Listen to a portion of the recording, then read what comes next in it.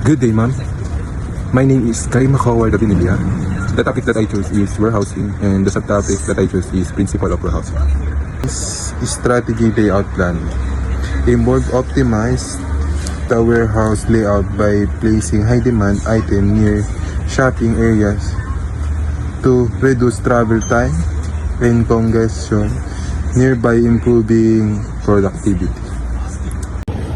Utilize vertical space. Recommendation used inventory storage solutions like vertical track to expand storage capacity and improve assist and efficiency, keeping the warehouse footprint reasonable.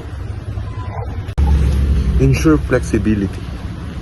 Employing flexibility storage solutions such as adjustment, shelving, and mobile unit to accommodate product size and seasonal demand change.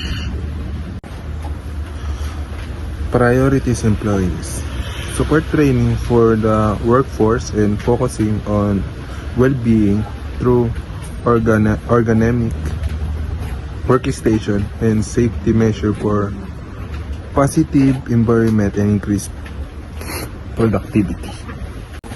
The next one is implementing sustainability.